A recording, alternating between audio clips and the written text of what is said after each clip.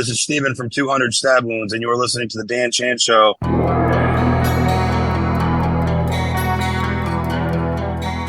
So I'm joined by Steve, guitarist and vocalist from death metal outfit 200 Stab Wounds. How are you doing, mate? I'm doing well. I'm just kind of winding down from, some of the tours we did starting off this year. So, and just kind of getting ready for the next one. So I'm good though. I'm good. Just Good, busy. man. Whereabouts in the world are you? Because I know you're originally from Ohio, but are you in Georgia now? Is that right? Yeah, I live in Georgia now, but currently I'm in Ohio. I'm on my way to the airport right now. But yeah, I moved to Georgia, I think probably 7 months ago, Right. 6 or 7 months ago. So yeah, I'm there now. Nice. Is there a big difference for you? Oh yeah, I mean it's definitely different, especially where in Ohio I was. But I mean we travel all the time, so it wasn't Of really course you too do. much of a Doesn't matter yeah, where you are. it wasn't too much of a shock. I mean, living there obviously it took some getting used to, but I'm enjoying it so far. Sure, man. Sure. Right. Let's get into it. You're about to release your brand new album, Manual Manic Procedures, at the end of this month. The album is ace, man. It's so groovy and heavy. I love it. I've heard it in advance. What's the anticipation like to get this out?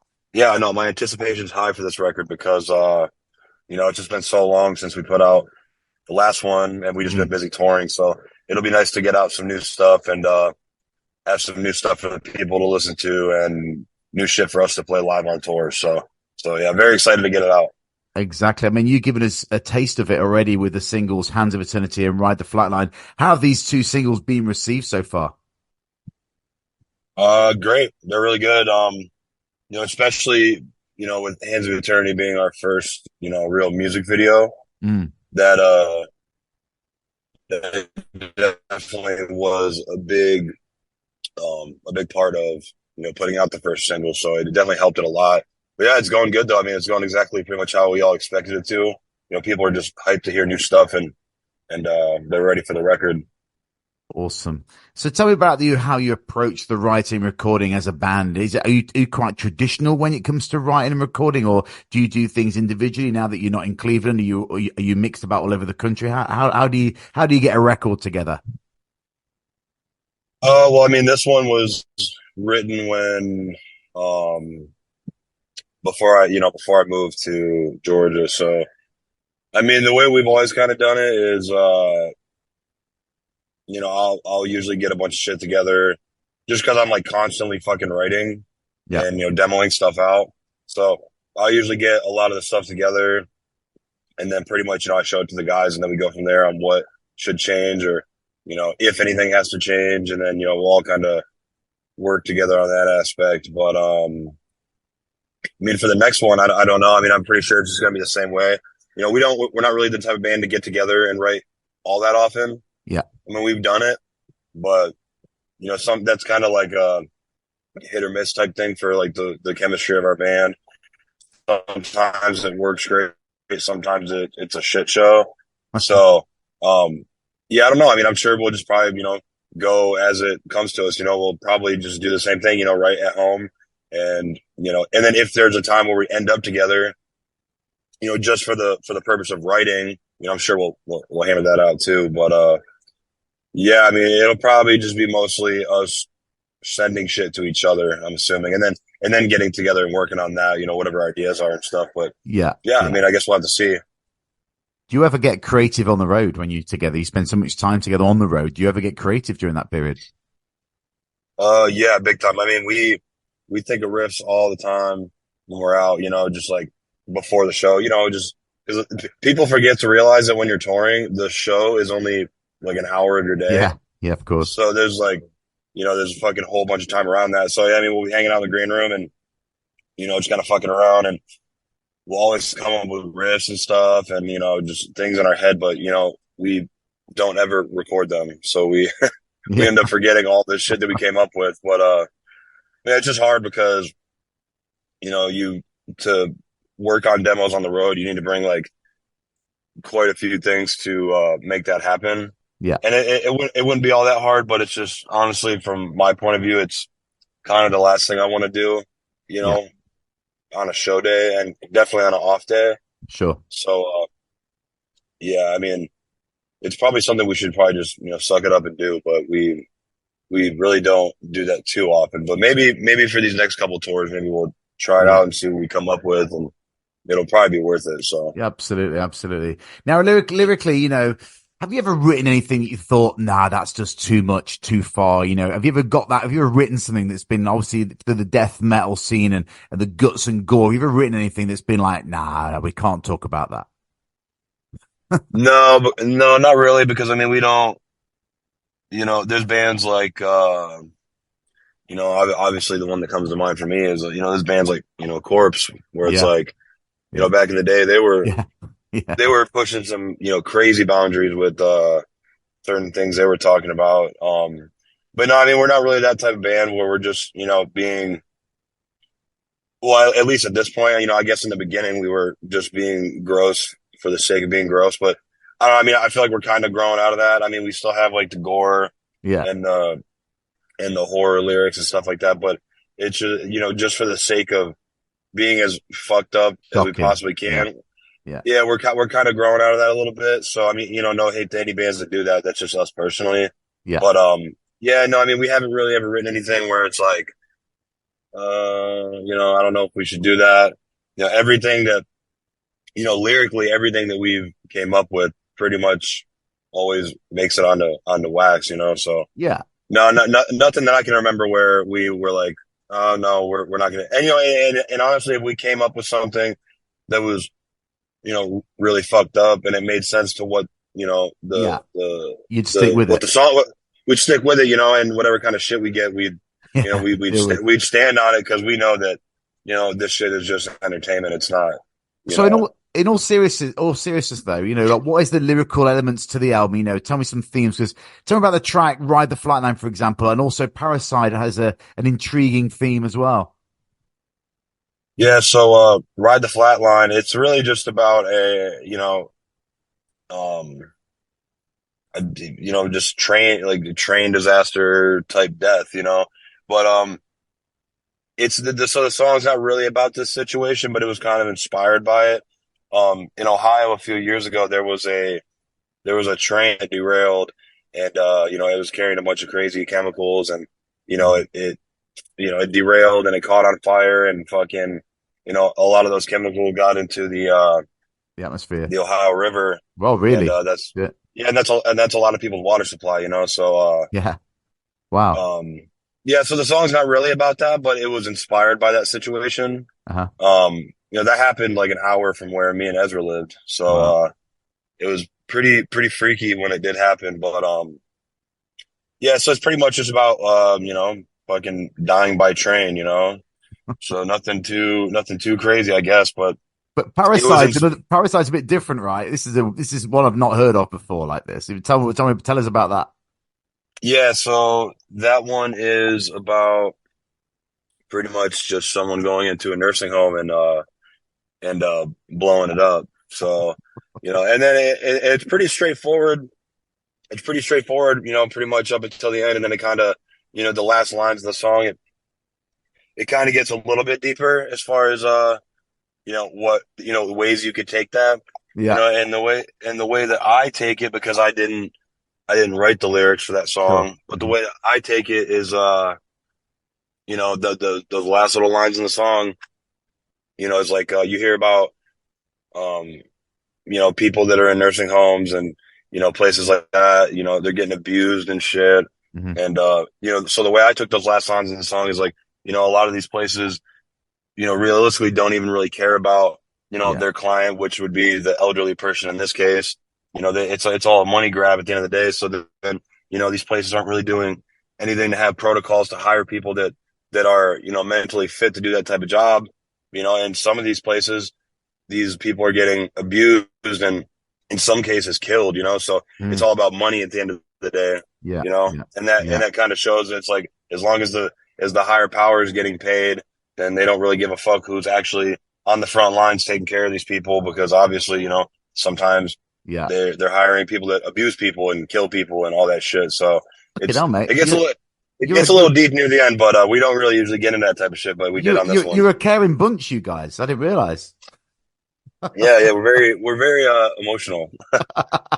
So you got so many cool, heavy as fucking groovy riffs on this album. You know, when you get a riff that is sick as like on this album, and I'm absolutely loving it. Are you like, yeah, man, with a huge smile across your face when you find that riff that gets you, that whole stink face? Does it get you?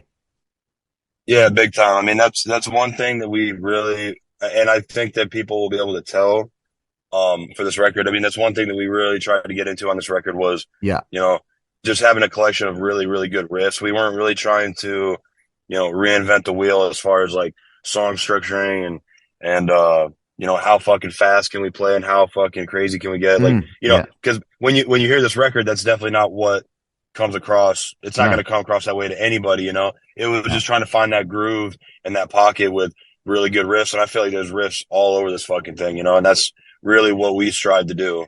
And I Mm. think we achieved it with this one. Really catchy shit. Absolutely. Absolutely. And what I like about you guys, it's not, as you said, it's not just blast beats all over it. You know, the amount of groove and stink face riffs is enough to make any metal fan smile. Do you consider the writer when you, sorry, do you ever consider the listener when you write?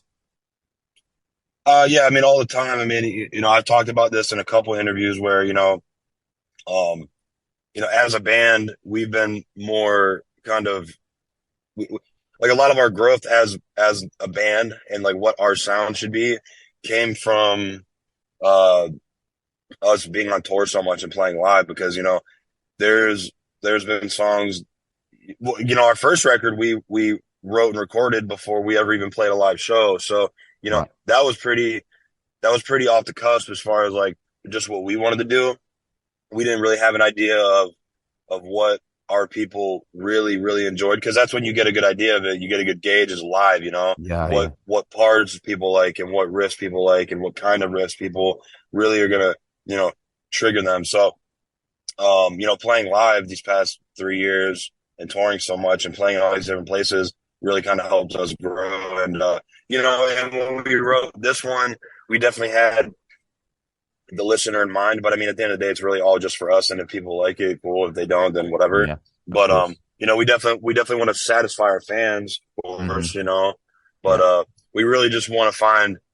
We really just want to find, like I said, we want to find that pocket, that groove, And I feel like Mm, that's kind of what people really like us for is our groove and our definitely. and our our little pockets we get into. I don't think they're looking to us to do anything fucking crazy technical, maybe like a cryptopsy or something like that. They're just Yeah. looking at us Yeah. for groove. Yeah, yeah, yeah. I love that. I love that. Now, how do you imagine a listener listen to your music? What environment, situation, in an ideal situation? Because for me, I lifted heavier at the gym this whole last week while I've been listening to the album. I've been at the gym listening to it. It really works for me. How would you imagine someone listening to the album as a fan? I mean, I know what I would do if What's that? Go there's, on. there's a couple situations. I would either be in my car driving on the highway, Yeah. right? That'd be a very good place to, Your foot first getting time. heavier. Your foot getting heavier on the pedal, of course.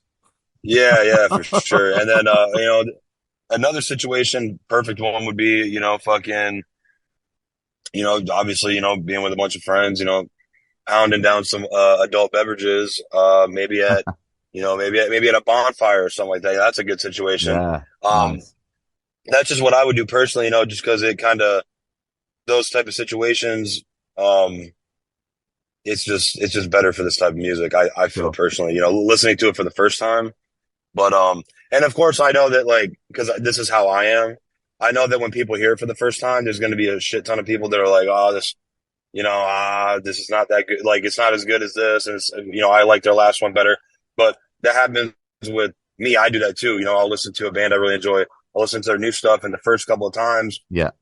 it maybe doesn't really click with me. And then, eventually I really love it. So, and of course, there's going to be people that love it the first time they hear it. But, Yeah. I think they will on but, this. yeah, I just think it's going to take people some time to get used to. Because I think that what a lot of people expect is for bands is for, each release to get a little bit crazier and a little bit crazier. And with this one, like I said, I don't think we really tried to step outside the box too much and get very technical or, too insane with our songwriting. It was just more about, getting even more groovy, getting even more Yeah. catchy. And Yeah. I think that might catch people off guard just a little bit, but maybe not. Sure. I don't know, man. We'll see when we put it out. Yeah, I mean, one thing you mentioned earlier, you're not, you're coming away from the gore, you're not doing gore for gore's sake, but you've got to talk to me about the album artwork because it's as graphic as you get, and I'll let you explain to listeners who may not have seen it. What's it about? Who did it? Whose idea was it? And it's pretty graphic. Yeah. So basically, it's just this guy on a table getting a very gory medical operation. And it's not really anything. There's not really a backstory. I mean, the way he kind of did was like some album art that just goes with the title, and that Yeah, goes with the title. It's very, it's very it's an energetic piece, So it is. manual manic procedures, it goes with it perfectly. So there's not really anything too deep behind it or what it's supposed to mean. It just goes with the title, and the title is perfect for this tracks. So the guy that did it, I'm not sure of his actual name because I've never met him before, but his art name is Filth Effigy, Right. and Okay. Ezra Ezra kind of came up with the pretty much like the visual idea of Yeah. what it should look like. So he sketched it up for him, and very shittily sketched because none of Yeah. us draw or anything like that. But just to get the idea across, hey, this is what we're Yeah. thinking. Yeah. So he sent it over to him, and yeah, I mean, we would just kind of go back and forth on sketches and approve shit, or hey, this needs to be changed. And then once we get to a sketch where it's like, okay, this is perfect, now just add to that. Then we would move forward. Yeah. So basically, I think the way that he did it was the guy on the actual cover is Filth Effigy. It's the artist that did the artwork, right? So he took a photo of himself and then kind of painted over that and made it like very realistic, as far as the imagery goes. And then he kind of did like a carcass style thing where he would Yeah. do cut and paste and you know kind of stuff like that, like collage art almost. So that whole piece is a mixture of photo, paint, and collage, which Very I think cool. is really cool. Yeah, I think it's very cool. Absolutely, absolutely. Now you touched on it earlier. You've done a lot of touring leading up to the album for the last few years, whatever. You got a lot coming after this. What's happening? What's happening post? You're on tour with Gatecreeper in Europe, aren't you? That's what's happening next. Well, yeah. So technically, on paper, yeah. We have a headlining tour announcing, I think, in the next like week or so, and that's Okay. before that.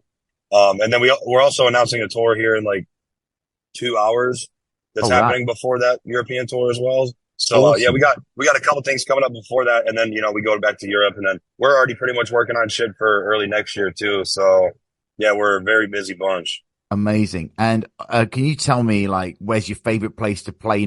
When you look at a tour schedule, where do you go? Oh, great, I'm looking forward to playing there because the drink's really good or the food's really good. Does that ever happen to you? Because you've been to so many places now. Yeah, no, I mean me personally, not so much as far as that goes, because I mean I don't really. I mean, honestly, I don't really ever explore the places we go to too much unless it's somewhere that I maybe grew up going to as a kid, because my family used to travel all the time. Yeah, yeah, But no, I mean, I'll get excited about going to a place just because the crowds we get there um, are really, really crazy. So I mean, one off the top of my head, and I say it all the time, Toronto in Ontario, Canada. okay, That's one of our favorite places to play because the crowds are just fucking insane. yeah, And LA is always cool. Obviously, hometown Cleveland, that's always fun. yeah, Um, again, we play Denver quite a bit. We haven't played there in a while, but we played there quite a bit over the 3 years. And Denver's always awesome. And a lot of the Texas states like San Antonio, Dallas, like those places really are really good for us. So whenever I see those on a tour flyer, I'm like, okay, this tour is going to be pretty fucking sick. And then awesome. like the Fetus tour we just did was a lot of places that we haven't necessarily been before. So we were a little bit, like, okay, well, let's just get, let's get in, let's get it done, and we'll see how it goes. And it really turned out great. So now we have a lot of new uh, places we're excited about next time we come around. So you've not really mentioned Europe in any of that, but how important is Europe to you guys and to US bands in general? Well, I mean, I know that it's important because, people have been trying to get us over there for years, and our team has been trying to get us over there for years, trying to convince us to do it, but we never really wanted to. Yeah. But I mean, I guess as far as how important it is for us, I mean, now I realize it's very important because, we weren't really aware of us even having a fan base over there. I mean, we knew that there was people over there that liked us, but Yeah. we weren't aware of like how large our fan base was over there, because we went over there for our first time in February, and it was fucking insane. Dude, we would every single show, like so many fucking people were there specifically for us. We love it, So man. We love it. it's We one love of it those over things where it's like now yeah, yeah, and even in the UK too, I mean, we weren't aware of that, and and that was the same thing too. Just so many fucking people knew about us, and so it's super important, and that's why we made the decision to go back another time in the same year Yeah. because it was so good for us. Yeah. And we feel like we kind of have to make up for lost time because a lot of our peers like Frozen Soul and Sing Sugabog, they've been over there already shit 5, 6 times at this Yeah. point. We just went over there for our first time not that long ago, so we have to. I feel like we got to kind of bust ass and make up for lost time as far as that goes. Sure. Sure. I've got to ask you while you're on the call, mate. I know we haven't got much time left, but where did the name come from? 200 Star Balloons. Who came up with that? It was so when because we played in bands, pretty much all together for forever. So I remember the last band that I was actually in that was touring and stuff like that. He was in that band, and he had mentioned this is years ago. It's like 5, 6 years ago. He mentioned Two Stab Wounds as a subtitle, and I was like, oh, that's pretty fucking cool. And it never happened, but when we got around to getting this band together, I had obviously asked everyone to join, and I asked Lance. I was like, hey, would you be down to use that name? Because it just, I don't know why, it just feels perfect for this project. And he's like, yeah, that's cool with me. And it's pretty much how it came about. It's not, I know it's a very specific number of stab wounds, but there's nothing really too deep behind it. It just has a ring to it because 150 No, it would doesn't sound work. stupid It's and sure. 300 sounds stupid. 200, it's got that ring to it, It's Perfect. reasonable. It's a reasonable amount of stab wounds. It's good. It's good, man. Yeah, yeah, yeah. It's realistic. So away from the music, quickly, what do you enjoy doing in your spare time? Do you have spare time? When you're on the road, do you read? You say you don't explore much, but what do you do at home to take your mind away from the music if you can? I mean, at home, there's not really any escaping it, to be honest. I mean, it's cool because at home, you can work on music for an hour, 2 hours, and then not have to fucking worry about it. Because I mean, the only time I really get anxious is like right before we go on stage, Yeah, and during that first song of the set, I get really, really fucking nervous. But I really enjoy creating. Don't necessarily particularly enjoy about this band, and not even this band in particular, but just the business of it is the business of it, because you're at home and yeah, you still gotta work out of course, yeah, yeah, all these kinks for tour and merch designs, playing bands or just a fan of the music. yeah, So that part a little bit tedious and a little bit overwhelming at times, but you really just got to get it done and. When I do have free time at home, I really just, I try to go see other bands play. So I don't have, it's a good feeling because I don't have to worry about sure, it's not my band playing. I can just go and I can go and enjoy my time and work with this sure. other. And I'm always trying to go out to like nature parks and shit like that. I really love being in you know in nature. I love that type of shit. I just try to do shit that I enjoy, fucking being a part of nature, going, and just doing pretty much, just regular life shit, and Sure. try to be, So, keep my mind sane outside of, all the craziness of the band. so with all that in mind, with regards to, you put so much time into the creative element, you put so much time on the road. What do you prefer, stage or studio? Stage, Stage. Is that where you stage. come alive? Yeah, yeah, for sure. And, that's why we do all the shit that we do. So, I mean, that's Yeah. what makes it worth it is the live show and, the Yeah, playing for the fans and shit. But, I mean, absolutely. I do enjoy the studio though, because that's when, that's when your music comes to life, because you can demo stuff out at home all day, but it's not going to be the same as what you're going to hear in the studio, because the studio, everything's so under the microscope as Yeah, far as, of course. dissecting it. So I do enjoy the studio, but definitely stage time I enjoy a lot more. Awesome. My final question, Stephen, what's the most used emoji in your phone? Probably the fire emoji. Which emoji? The fire emoji. Oh, the fire. Classic, classic. Well, Steve, I know you're stuck for Yeah, time, mate, but yeah, good luck with the album. It deserves a lot of recognition this year. I'm sure it's going to be up there. It's one of the best. I hope to see you on the road at some point. Looking forward to hearing more tour announcements. Cool, dude. Thank you. Yeah, well, thank you for the support.